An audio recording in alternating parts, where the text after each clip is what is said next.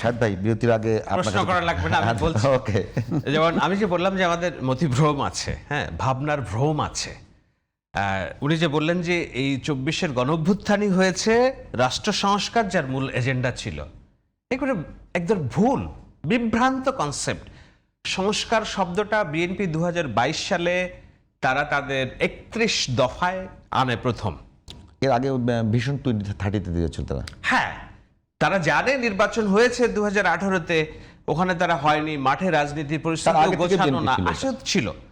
কিন্তু রাষ্ট্র সংস্কার আন্দোলন বলে একটা গ্রুপ, ছোট্ট গ্রুপ, আমি বলবো কায়ুম ভাই এবং ওই দিদারদের একটা গোল টেবিল, এই টেবিল পকেট আলোচনা চলছে। আমার স্পষ্ট মনে আছে এই যে 2024-এর আন্দোলন, সবাই তো, সব মতমণ্ডলরা তো এটার বিপক্ষে ছিল, আমি তার পক্ষে ছিলাম। এরা সব বলছে ভারতীয় এজেন্ডা, হ্যান ত্যান, এটা সেটা। আমি বলছি না, এটা দরকার আমাদের। সেইখানে তখনও হাসনাত সার্জিসা স্লোগান চলছে, বঙ্গবন্ধুর বাংলায় বৈষম্যের ঠাঁই নাই, জননেত্রীর বাংলায় বৈষম্যের ঠাঁই নাই। কোত্থেকে আসছে সংস্কারের এই শব্দটা উদয় হয়েছে?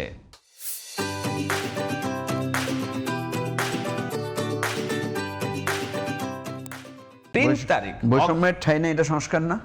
না, বৈষম্য তো অবশ্যই, বৈষম্যহীন বাংলাদেশ। আমি লেট মি ফিনিশ। মাওলানা আজহারি সাহেব, জামায়াতের ইনফ্লুয়েন্সার, উনি একটা শব্দ লিখলেন যে আমাদের রাষ্ট্র ব্যবস্থারও সংস্কার লাগবে। উনি মাঝে মাঝে এরকম হুটহাট করে দু একটা লেখেন।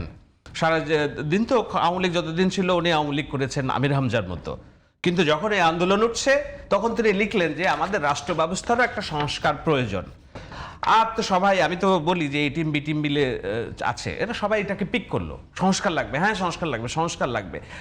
আর বিগত দশকগুলোতে আমরা যখন নির্বাচনের বৈধতা, গণতন্ত্র, ভোটাধিকার নিয়ে কথা বলছি, কোথাও একটা সংস্কার শব্দটা উচ্চারিত হয় না। ইয়েস, আমাকে প্রুফ দেখান, আমি জনসমক্ষে এইটার জন্য দুঃখিত বলবো, ক্ষমা চাইবো যদি সংস্কারের শব্দটা এর আগে এসে থাকে কোথাও। যেহেতু এইটা জামায়াতি ন্যারেটিভ এবং সোশ্যাল মিডিয়া, সংস্কারটা পরে চাপিয়ে দেওয়া হয়েছে শব্দটা। রাষ্ট্র ব্যবস্থার সংস্কার লাগবে, এইটা আমার স্পষ্ট মনে আছে। আমার চেয়ে বেশি কেউ ফলো করছিল না এই ট্রেন্ডগুলা।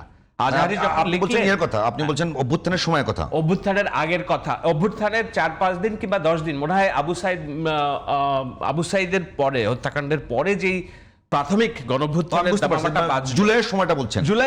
জুলাইয়ের আগে তো বিএনপি সংস্কার কথা বলেছে, আর কেউ বলে নাই। বলেছে, আপনি ভুলে গেলে আপনার দোষ। আমি তো বললাম, শুনেন, ছাত্ররা যখন আন্দোলন করেছিল, কিশোর ছাত্ররা রাস্তা বন্ধ করে বলেছে রাষ্ট্র সংস্কারের কাজ চলছে। এটা কত সালে? নিরাপদ সড়কের জন্য। আপনি তো শুনেন নাই, বলতেছে 2018 সাল থেকে 24 সাল পর্যন্ত কোটা সংস্কার না? 18 সাল থেকে সংস্কার হয়েছে, সংস্কার আন্দোলন, মূল আন্দোলনটাই তো সংস্কার। আমি তো বলছি ওই যে কিশোর বিদ্রোহ যেটা হয়েছে, ছাত্ররা যখন নিরাপদ সড়কে আন্দোলন করছিল, আপনি তো আন্দোলনকে, আপনি 71 কি হঠাৎ করে হয়েছে? না,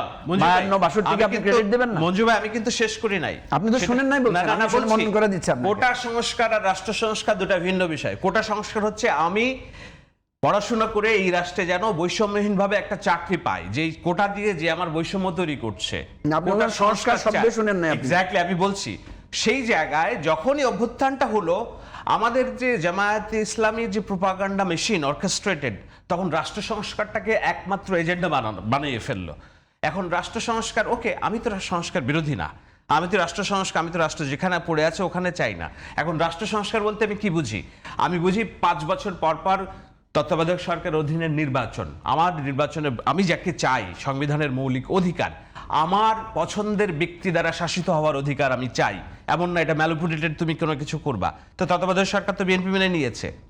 আমার কাছে সংস্কার ছিল যে খোদার পরে যেন এই দেশের বিচার বিভাগের কাছে গেলে আমি ন্যায় বিচার পাই, এইটা যেন ক্যাঙ্গারু আদালত না হয়। তো আপনারা আর একটা জিনিস কি চাই, আমার পুলিশ বাহিনী যে আমার রক্ষাকর্তা, সে যেন দলের পোশাক ছেড়ে এসে সরকারি পোশাক গায়ে না দিয়ে আমার উপর লাঠির আচরণ না করে। এই বাংলাদেশে এই তিনটার বাইরে আপনি আর কি সংস্কার চান? সরকারের জবাবদিহিতা, সরকারের জবাবদিহিতা এটার মধ্যেই পড়বে। আপনি 5 বছর পর পর যদি আপনি জবাবদিহি না করেন, জনগণের কাছে যাবেন, ভোট চাইতে যাবেন। বিএনপি নিজেই কিন্তু প্রধানমন্ত্রী এবং রাষ্ট্রপতি, তিনটা বিষয় তো বিএনপি নিয়ে আগাচ্ছে, এর বাইরে আপনারা কি? কিন্তু আমরা কি দেখলাম, আমি কি দেখলাম, যখনই আমার অভ্যুত্থান হয়ে গেল, আমার সকল অর্জন, 17 বছরের অর্জন, গণতন্ত্রের লড়াই, গুমের শিকারের লড়াই, সবকিছু ভ্যানিশ হয়ে গেল। আমার 71 মুক্তিযুদ্ধের অর্জনকে তারা 24 দিয়ে রিপ্লেস করার চেষ্টা করলো। কিসের 71, কিসের স্বাধীনতা? আমার 24 আমার আসল স্বাধীনতা। কয়েকজন তো মুখ নষ্ট করে বললোই যে এটা এর দিবস, তার দিবস, আমি এই শব্দগুলো বলতে চাই না। এই রাষ্ট্রতে জুলুম। সো যেই জায়গায় আপনি সংস্কার বলতে যদি আপনার মনে হয় যে 71কে ছুঁড়ে ফেলা, সংবিধান ছুঁড়ে ফেলা, আপনার রাষ্ট্র ব্যবস্থার যে মৌলিক অধিকার আছে সকল মানুষের সাম্য ন্যায় বিচার, আপনি মাজার ভেঙে ফেলবেন, আপনি টেলিভিশন ভাঙচুর করবেন, পত্রিকা ভাঙচুর করবেন, এই যদি আপনার সংস্কার হয়, আমার তো এই সংস্কার দরকার নাই। আমি চাই রাষ্ট্রের গণতান্ত্রিক কন্টিনিউয়েশন, পার্লামেন্টারি ডেমোক্রেসি।